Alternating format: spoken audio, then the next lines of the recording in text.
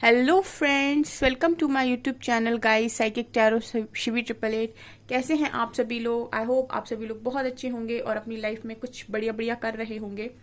So guys, आज जो हम रीडिंग करने वाले हैं, इसका जो टॉपिक रहने वाला है वो है कि आप अपनी स्पिरिचुअल जर्नी में कहाँ तक पहुंचे हैं, आप अपनी आध्यात्मिक यात्रा में कहाँ तक पहुंचे हैं, कितनी आपकी सोल की ग्रोथ हुई है।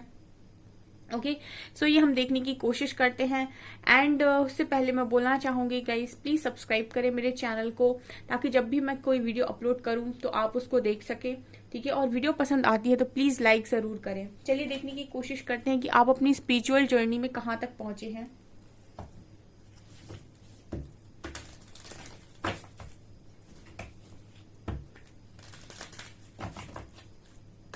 प्लीज गाइड कीजिए एंजल्स। मेरे जो भी व्यूअर्स हैं, जो भी मेरे चैनल पर आए हुए हैं, जो भी मेरे सब्सक्राइबर्स हैं, वो अपनी स्पिरिचुअल जर्नी में कहाँ तक पहुंचे हैं। Please guide me.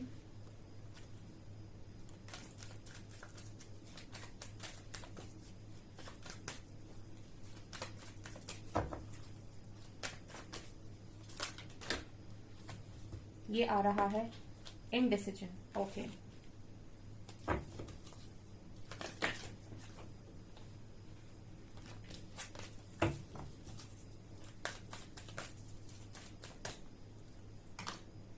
Denial,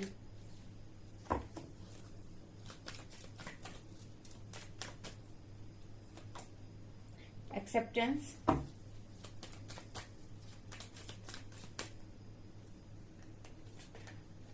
regret,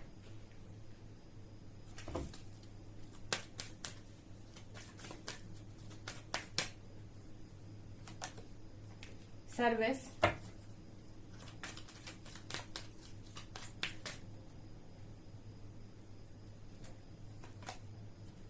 discipline,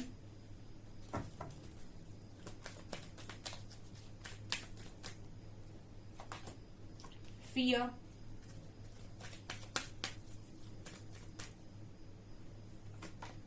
and health.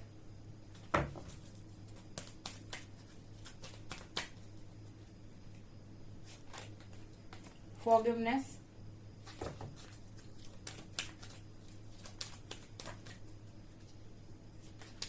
and guilt. Okay, so आपके अंदर क्या क्या है, आप कहाँ तक पहुंचे हैं। मैंने यहाँ पर 10 कार्ड्स निकाले हैं आप लोगों के लिए। ठीक है, और ये बता रहे हैं कि आप अपनी स्पिरिचुअल जर्नी में कहाँ पर हैं। ठीक है, आपके अंदर अभी क्या क्या हुआ, क्या क्या है। सो आपसे जो भी चीज़ें रेजोनेट कर रही हैं और आपको लगता है कि हाँ ये चीज़ें मेरे अंदर अभी कम है, तो उन पर आपको काम करने की ज़रूरत है। ठीक है, सबसे पहली एनर्जी यहाँ पर फॉरगिवनेस की है डियर। ठीक है, तो यहाँ पर जो लोग भी माफ़ी दे नहीं पा रहे हैं, ठीक है, देखिए माफ़ी देना आसान नहीं है। ठीक है, मतलब कोई भी अगर कुछ गलत करता है तो उसको माफ़ करना बहुत मुश्किल काम है।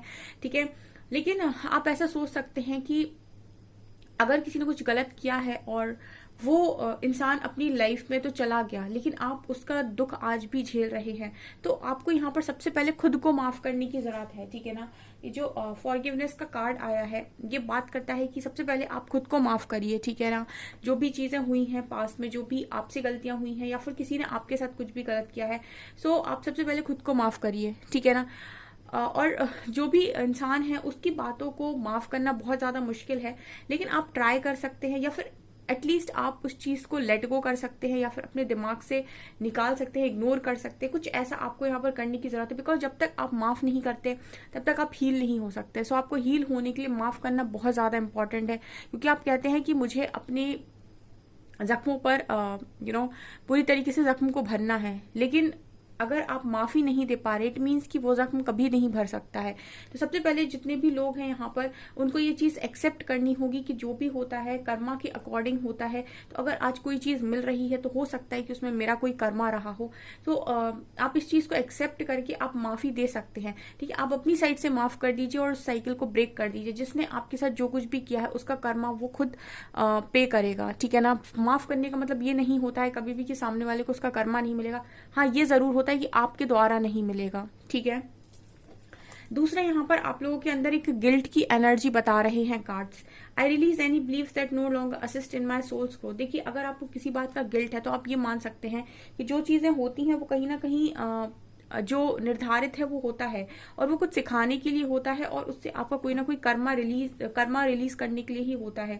ठीक है, तो अगर कोई चीज हो गई है और आपको ऐसा लगता है कि उसमें आपकी बहुत ज्यादा गलती रही है तो आप उस गलती से सीख लीजिए। ठीक है, लेकिन आप उस गिल्ट में मत रहिए क्योंकि वो होना जरूरी था ताकि आप सीख सकें। और इंसानों से ही गलती होती है, ऐसा कोई भी इंसान नहीं है जिससे गलती ना हो। ठीक है, इंसान अगर गलती नहीं करेगा तो भगवान करेंगे क्या। ठीक है, तो अगर आपसे कोई गलती हो गई है तो उस गलती को एक्सेप्ट करके ये स्वीकार कीजिए कि ठीक है गलती हो गई क्योंकि मुझे उससे कुछ सीखना था और वो मेरा एक लेसन था, मेरा एक कर्मा रिलीज हो गया है और मैं अपने आप को पूरी तरीके से माफ करता हूँ। जब आप खुद को माफ कर देंगे आप गिल्ट को रिलीज कर पाएंगे। ठीक है, यहाँ पर कार्ड है इनडिसीजन का। ठीक है, अब यहाँ पर आ रहा है आप लोगों के लिए इनडिसीजन। इनडिसीजन का मतलब होता है कि आप कोई निर्धारित फैसला नहीं ले पा रहे हैं अपनी लाइफ को लेकर, मतलब क्या आपको करना है, क्यों आपको डिसीजन लेने में प्रॉब्लम हो रही है, बिकॉज आप अपने इंट्यूशंस को फॉलो नहीं करते हैं। मैंने आपको कई बार ही बोला है कि कोई आपको जिंदगी के अंदर कितनी भी सलाह दे, कोई कितना भी बताए आप ये करिए आप वो करिए, लेकिन वो चीज कभी भी आपको सोल सेटिस्फेक्शन नहीं देगी। अगर आपके सोल को कुछ सेटिस्फाइड करेगा तो वो है आपका खुद का डिसीजन, आपकी खुद की बातें। ठीक है, और वो कहाँ से आती हैं, आपके इंट्यूशन से। ठीक है, आपके इंट्यूशन को सब पता है कि क्या सही है क्या गलत है, कौन सा पाथ आपके लिए सही है कौन सा गलत है। तो अगर आप अपने इंट्यूशंस को फॉलो करते हैं लाइफ में सही डिसीजन बनाएंगे। तो अगर ये सारी चीजें जो आपकी लाइफ में अभी ये जो कार्ड्स दिखा रहे हैं वो ये बताने की कोशिश करें कि ये सारी चीजों पर शायद आपने अभी काम नहीं किया है और यही सारी चीजें आपको एक स्पिरिचुअल जर्नी में सिखाई जाती हैं कि माफी कैसे देनी है, खुद को माफ कैसे करना है, गिल्ट से कैसे बाहर आना है, कैसे एक्सेप्टेंस में आना है, कैसे एक सही डिसीजन बनाना है, डिसीजन मेकिंग प्रोसेस को किस तरीके से सही करना है, अपने आप को किस तरीके से इवॉल्व करना है। तो अगर आप अपने इंट्यूशंस को फॉलो करते हैं तो आप अपनी लाइफ में एक सही डिसीजन बनाएंगे। और इंट्यूशंस को फॉलो करने के लिए आपको सबसे पहले खुद से जुड़ना होगा, अपने हायर सेल्फ से कनेक्ट होना होगा। आपका हायर सेल्फ आपको बहुत अच्छे से गाइड करता है।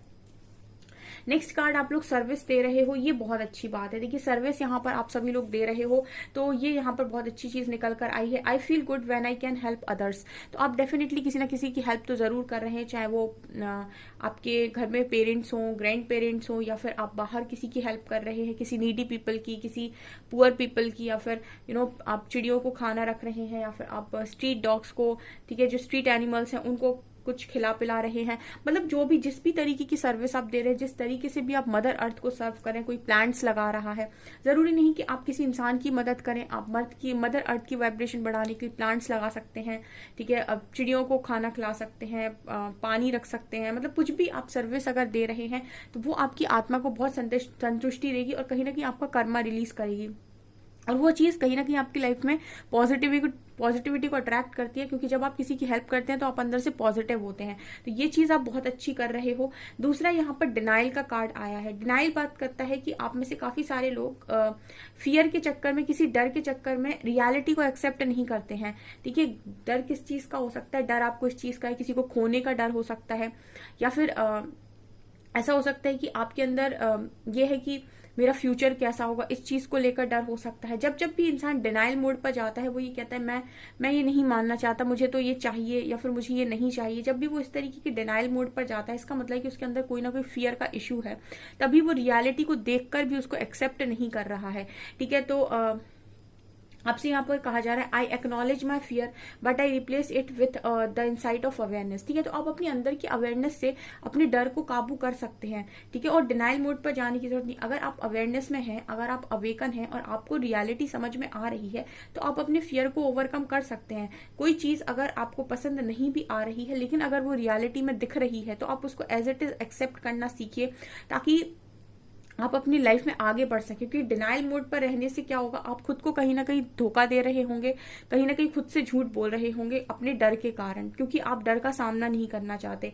ठीक है, तो ये भी यहाँ पर मैसेज आ रहा है। इतने सारे ब्लॉकेजेस आप लोगों के अंदर हैं, ठीक है ना। आप जिनसे ये रीडिंग रेजोनेट कर रही है और जिनके अंदर उनको लगता है कि ये ब्लॉकेज मैम मेरे अंदर है, वो कमेंट सेक्शन में जरूर लिखें और एक्सेप्ट करें कि यस ये आपके अंदर है और इन पर आपको काम करना है, तभी आपकी लाइफ में आप आगे बढ़ सकते हैं। यहाँ पर कार्ड है डिसिप्लिन का। I can accomplish what I set my mind to. देखिए डिसिप्लिन, स्पिरिचुअल जर्नी की बात हो और डिसिप्लिन की बात ना हो, ये तो पॉसिबल ही नहीं है। ठीक है। सो लाइफ के अंदर डिसिप्लिन होना बहुत ज़्यादा इंपॉर्टेंट है। आपके लाइफ में आपका सब कुछ टाइम पर होना काफ़ी इंपॉर्टेंट है। आप जो भी काम कर रहे हैं आप कोशिश करें, एक हफ्ते का रूटीन सेट करें कि आज के इस हफ्ते तक मुझे कुछ भी करके अपना हर काम टाइम पर करना है। ठीक है, मेरा जो हर चीज़ का एक प्रॉपर टाइम निकालना है। इतना टाइम मुझे 30 मिनट्स योगा करना है। ठीक है, फिर इस टाइम मुझे सुबह के टाइम में मुझे मेडिटेशन करना है, मुझे इतना टाइम मुझे मेडिटेशन के लिए देना है।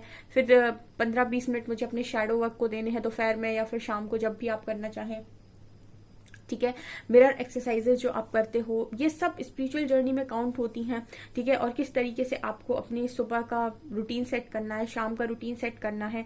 ठीक है, किस तरीके से आप अपने वर्किंग यानी कि जो भी आप काम करते हैं, ठीक है, तो वो वर्किंग आवर्स आपके कितने हैं, तो वहां पर कैसे मैनेज करना है। तो एक प्रॉपर डिसिप्लिन, ठीक है ना। आप जो भी काम कर रहे हैं, मैंने स्टार्टिंग में इनर वर्क की इसी चैनल पर रीडिंग मतलब इनर वर्क को लेकर मैंने 3 वीडियोस ऑलरेडी अपलोड किए हुए हैं।